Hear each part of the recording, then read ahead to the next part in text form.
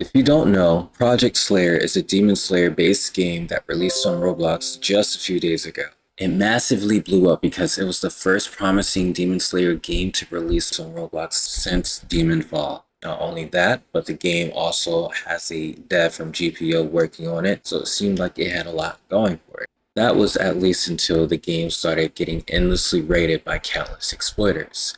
You had people running around with Synapse, Vermilion, and a bunch of other exploiting software to change the boss drop rates, max out their level and masteries. People were glitch abusing for infinite spins. That way they didn't have to pay for any or rely on codes for them. It was just a complete utter mess. However, the last straw was when people started hopping from server to server using scripts to wipe everyone in game.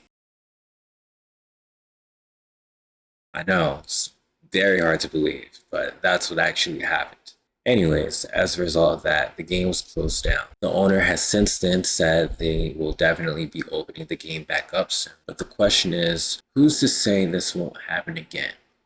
Even with the amount of testers Project Slayer has, there's been endless unforeseen issues, which is understandable given the amount of players they've been averaging recently. However, if this doesn't get corrected soon, Project Slayer is going to die just as fast as it blew up. So with that being said, I'm going to be going over 3 resolutions to immediately get these issues taken care of. Before I do, definitely consider joining our Discord server. The link's in my bio. I do giveaways for things like Robux, Nitro, and even PayPal all the time. That aside, let's jump right in. Resolution number 1. Make the game paid access. Hear me out. A lot of people won't agree to this because they don't want to pay to play the game, which is completely understandable. However, there's not many options left. Right now, there's no consequence to exploiting. You may get banned, but anyone can simply create an alt before running a different set of scripts to find loopholes in that system. If there's no sort of long-term or unavoidable punishment to people exploiting and then creating alts, then it's going to be a never-ending chain of exploiting. By making the game paid access only, players understand the risk that comes to exploiting and abusing glitches in the game.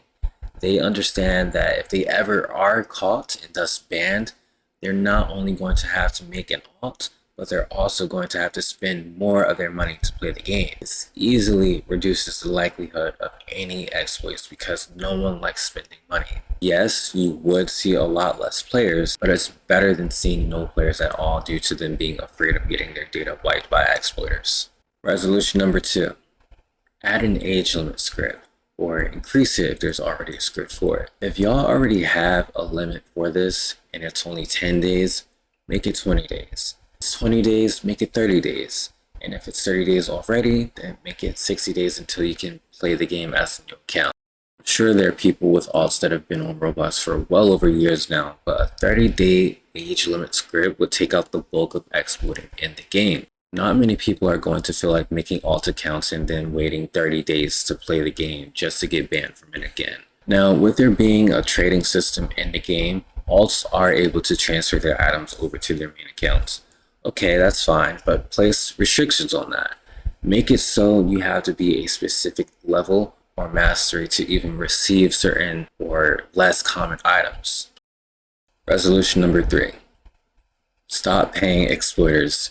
Pay testers instead. Now, this last part is based off of what I've heard from a few friends, so feel free to correct me down below if I'm wrong. The staff team or the owner has been paying exploiters for scripts to patch their exploits. I hope y'all are not doing this. While this may seem like a good idea, it's normally not the case at all. Now, I say this because if you are rewarding an exploiter for patching a script, you're also showing them that it's okay to find or create even more scripts for your game. If they understand that they can be paid for discovering exploits, they have absolutely no reason to not make them.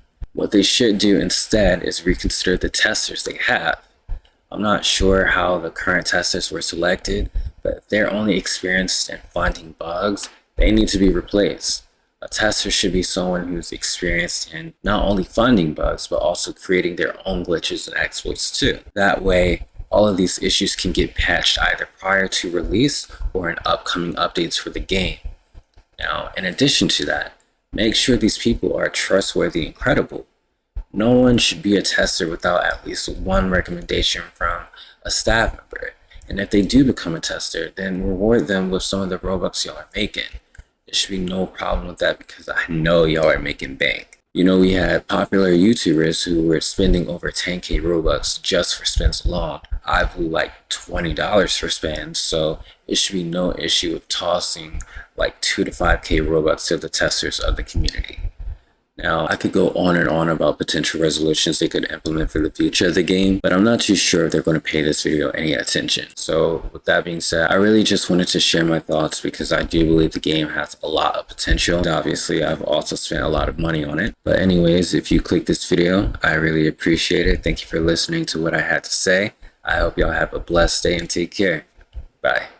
And no, the game is not gone for good. In fact, it'll actually be out in less than 2 hours from now. So stay tuned.